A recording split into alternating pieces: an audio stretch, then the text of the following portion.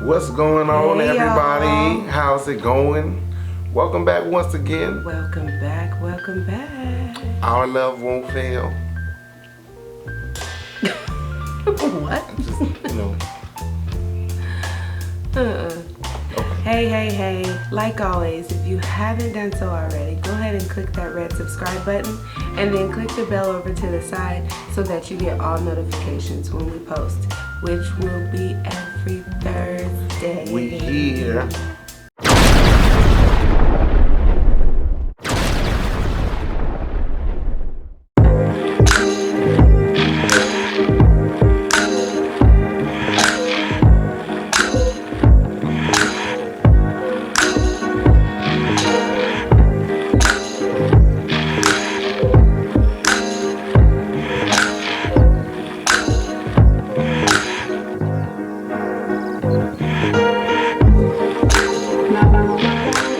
If you watched us last Thursday, you know we did a Q&A video.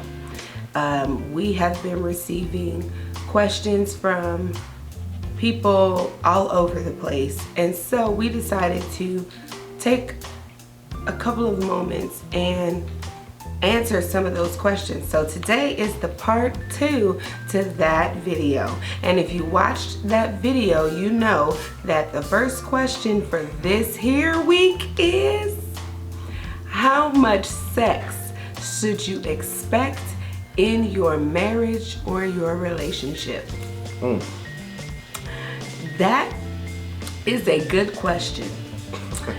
And my answer for that question would be, it kind of depends on you and your spouse, you and your partner. You know, sometimes sex drives don't match. Sometimes one person's sex drive may be sky high and the other one's is just like, eh. So sometimes the sex drive does not match, and so that would be a good kind of conversation to have. Like, look here, baby. Once a week ain't cutting it, Big Daddy. Like, you know, I need at least 3, 5 sessions a week. And so, but in love, it should be taken the right way. If I come to him and I'm like, hey, baby, you know what? It's not enough. I'm starving. He should be like, okay, smorgasbord, let's go. You know what I'm saying? And so it should be what you guys want it to be, but that's a collective decision. Sex is a huge part of marriage. It's a huge part of relationships, and a lot of marriages and a lot of relationships end over sex or the lack thereof. And so if you expect 6 and he only got a good 2, take a okay 4.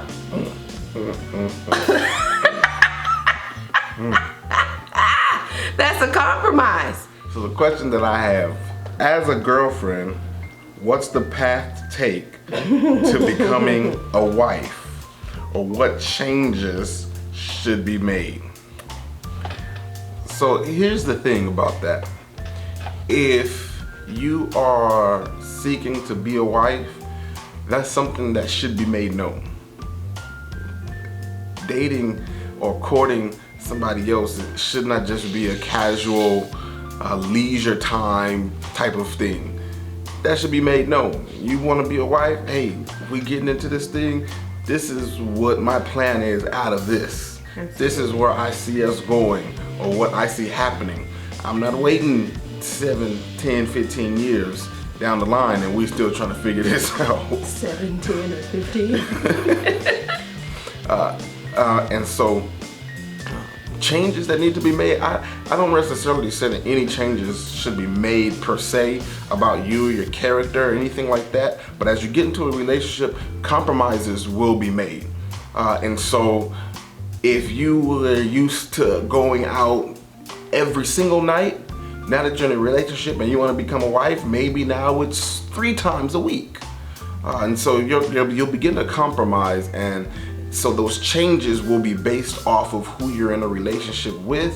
You should be letting that person know, whoever the dude is, let them know, hey, this is where I see us, or I see me in the next 3 to 5 years. This is what I see happening. You on board with it? If he's ready, push on. Did you really? Wow. If he's unsure, he don't know. Let's say he don't know where he want to be at in the next 3 to 5 years. It's probably a good idea to say, you know what, you cute, you look good, but gotta move on to the next. The next question from this way would be, how do you, and it was directed to us, so how do we make time for each other even though we have kids? Simple answer, we have 3 children. As we said in a previous video, their ages are what, 11, 5, and 3. They all have a certain bedtime. They all have a specific bedtime. And when they are in school and we are on our normal routine, at 9:30, the house gets shut down, meaning the kids go to their rooms, they go to bed, they get settled in. There are times when he and I will wait until after we put the kids to bed to enjoy dinner together, or enjoy a movie together, play a game together, or there's been times where I set up kind of like little interesting date nights. We did a paint and sip inside the house. But again, that was done after the kids went together. We have to be intentional when it comes to spending time with each other and continuing to learn each other and continuing to love each other, because we are always changing. And in our changing, so are our kids. And so we get so consumed with, you know, everything that goes on in life. And so sometimes you kind of just have to purposely set aside time to spend with your spouse, your loved ones, whomever it might be, whether it's a boyfriend, whether you're a girlfriend trying to lock down a boyfriend or a husband or whatever. You have to be specific and you have to be purposeful when it comes to shutting down a certain period of time for that person. No relationship grows without constant communication, constant love, and constant learning each other, knowing each other, forgiving each other, compromising with each other. You can't be bullheaded. You kind of have to be purposeful, be intentional. It gets hard. I know y'all felt the sincerity in my voice because I even kind of squeaked a little bit. It gets hard. The greatest advice that we could give for that question is just be purposeful, be intentional with your time. There's always a way to carve out an hour or 2 hours to spend with the person that you love. Should you have single friends? So here's the thing about having single friends. The Bible does tell us that married people shouldn't intermingle with single people. It does say that. Most of the time, not all the time, but most of the time, your single friends, those who are single, are actively looking for somebody. They are trying to find a suitable mate. They're in the market for another person. And so with them being actively looking for somebody, that's not who you are. You got somebody. Now, can you possibly help them out or set them up on a date or something like that? Absolutely. But them going out and oh, look at this person, ooh, he look like this, ooh, she fine, that's not, you shouldn't be caught up in that. You're liable then to find yourself in a compromising position, because if they go out and they got friends and now you try to be a good buddy or a good friend and go talk to the other friend while your friend is talking, your single friend is talking, it becomes a big whole, I want to say mess, but there's a different word that I want to use. but it just becomes a big mess. And so, in having single friends, I will say that it's okay, but you have to be sure you understand where your limit and where your boundaries are with that single friend. And you can't do everything with that single friend because the mindset is completely different. Some friends will begin to get a little jealous or a little envious because all of a sudden you are more so hanging out with your significant other, with your boyfriend, girlfriend, husband, wife, whatever it might be. Whoever you're in a relationship with, you're more in tune with them or hanging out with them, which you should be doing, by the way. Let me make sure I put that in there. But when you find time to be able to say hey to them, find out how they're doing, check on them, make sure everything is all right with them, anything you could do, absolutely. But as far as, best friends and y'all going clubbing and going out, that probably has to sit back to the side. Is it acceptable for your spouse to travel without you for work or for guys or girls trips? And if so, how many days can they be gone? And if not, why? All right, that was a lot in that question. Yeah. All right, so let's break it down. Is it acceptable for your spouse to travel without you? That is something that you would have to answer for your own marriage. In our marriage, my husband doesn't travel without me. Be it work, be it leisure, be it ministry, be it whatever it is, he does not travel without me. Mostly because we enjoy being together, and if he's leaving, I'm leaving. But no, he does not travel without me. Not at all. Is it acceptable for him to travel without me? Yeah. Will he? No. He doesn't like to go places without me, and I don't like to go places without him. Now, the girls trip, guys trip, I'm cool with that. The reason I'm cool with that is because I know his friends. And he knows my friends. And we hold ourselves and our friends to a certain level of accountability. I know if my husband is out with his friends or on a trip with his friends will check him in a heartbeat if he needs to be checked, and vice versa. My girls will be like, you better act like you know better. It's just, it depends on how comfortable and how secure you are with the group of friends that they're going out with. And how long can they be gone?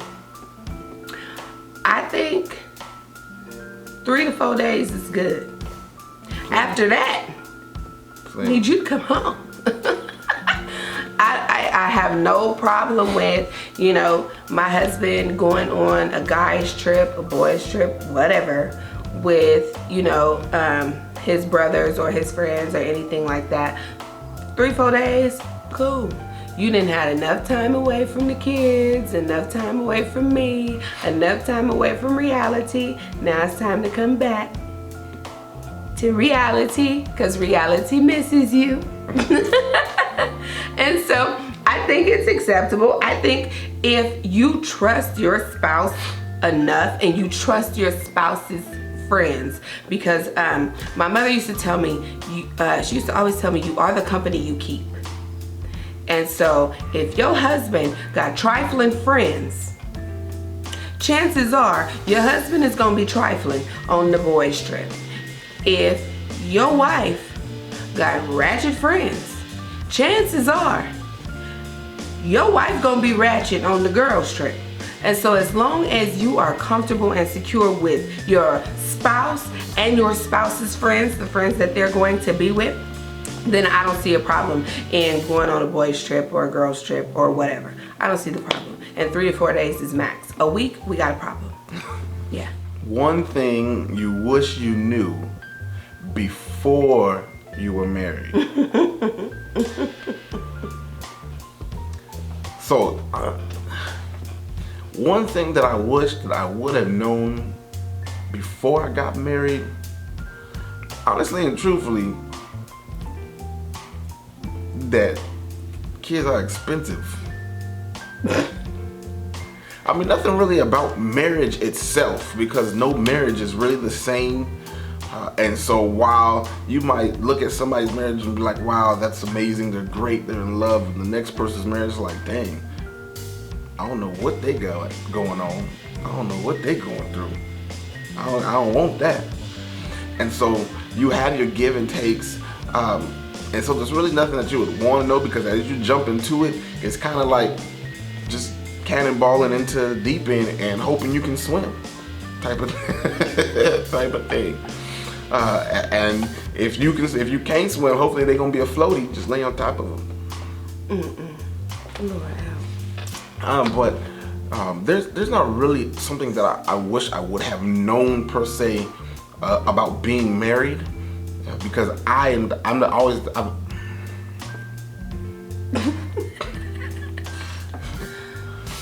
Sorry, he stutters.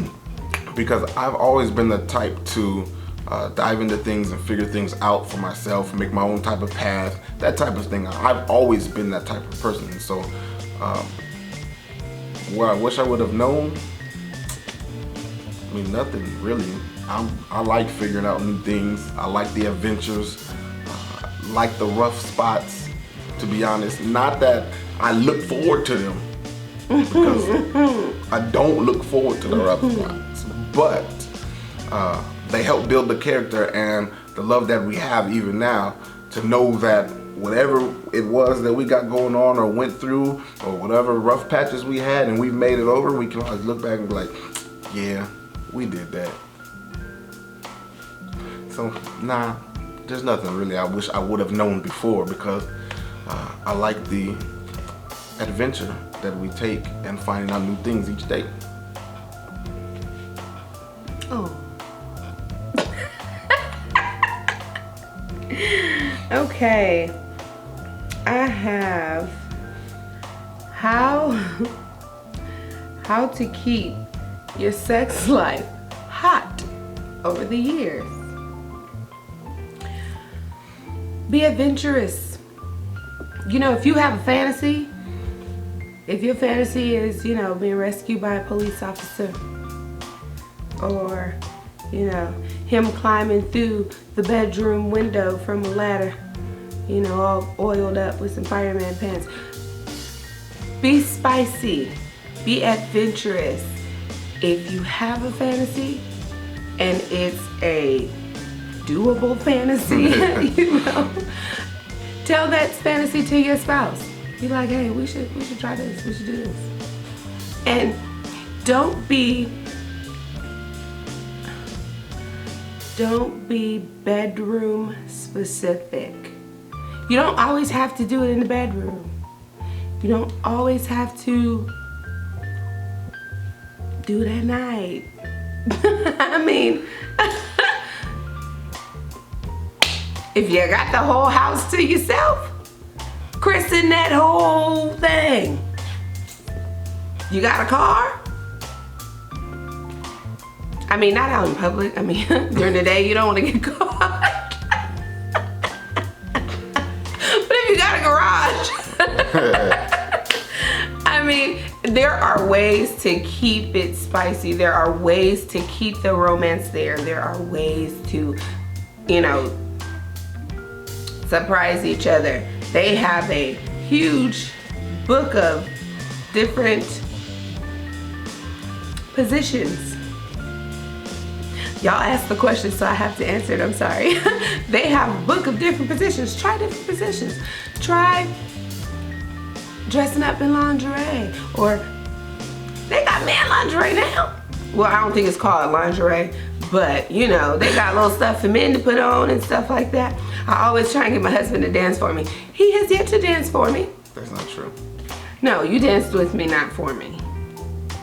Exactly. He has yet to dance for me, but it's coming. And so, spice it up.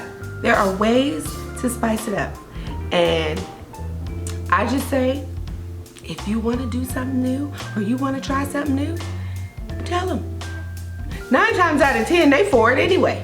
So, might as well express how you feel, and then express how you feel. What tips do you have for having a successful, thriving, and healthy marriage? So off the bat, number one, I will tell anybody, you have to have a firm foundation in Christ. In marriage, that has to be your solid foundation.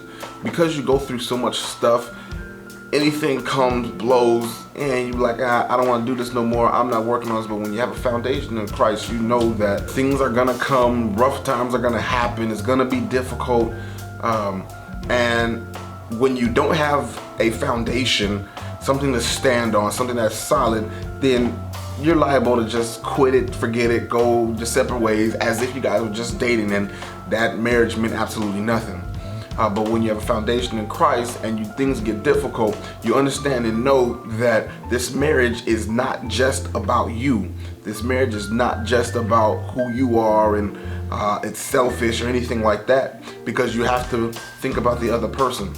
I say all the time that my goal or my job that I feel is for her to know that I love her. And that has nothing to do with me or my selfish ways. 100% she comes first. 100% I always have to think about her. I have to think about her well-being, how she's gonna feel about certain decisions, how things are going to pan out in a certain way if I do this or say this or go this place. And so number one off top, I'll tell anybody that having that foundation in Christ is essential to having a healthy, successful, striving marriage. And then another tip is learn to compromise.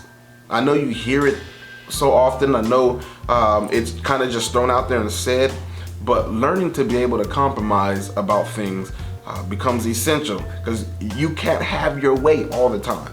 Everything cannot be your decision. I say this is this and this, and it can't be like that. And so you have to learn to compromise. Another thing that I would say is you have to learn your partner. You have to learn who they are, what their likes are, what their dislikes are. You gotta be able to know what makes them smile, what makes them upset, what gets on their nerves. You gotta learn them. And so in learning them, you're watching, you can ask, you can go ahead and ask, hey, what kind of movies you like? What kind of food you like? How do you like your food seasoned?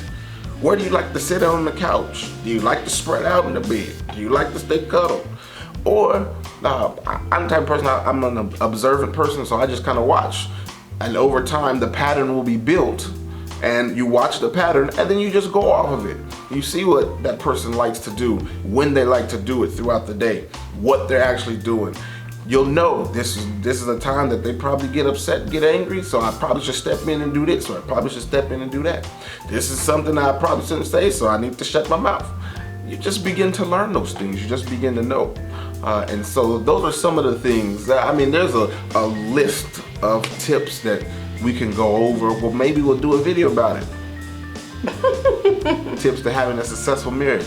But there's a list of things that we can go over. But having a foundation in Christ, being able to compromise and learning your partner becomes essential to the growth of the marriage, to the successful and being happy in the marriage. If you never learn the person and everything is always about you, or you don't have a solid foundation, it's going to be difficult to continue on after year 3 and 4 and 5. Because then you just kind of get bored, you get dull, you want something different, want something new. You didn't really take the time out. Just saying it. So, we still, to this day, still continuously learning each other. If you find out new things and then you run with those new things, you'll learn. Sometimes they like this, and then the next day, that same thing that they like, they probably don't like it that day. So you gotta do something else. So you learn. But those are some of the things that I would say would be essential to having a successful and healthy and thriving marriage. So that is going to conclude the question and answer portion of our video. But If you have any other questions that you did not hear us answer, you would like for us to answer, put it in the comments, DM us, anything. As always, if you have not yet subscribed, do us a favor and click the red subscribe button and the bell over to the side so that you get all of our notifications on Thursdays when we post our videos. Absolutely. We love y'all. We thank y'all for coming to check us out. Thank you for continuing to watch us. All that. We love y'all. And until next time, peace.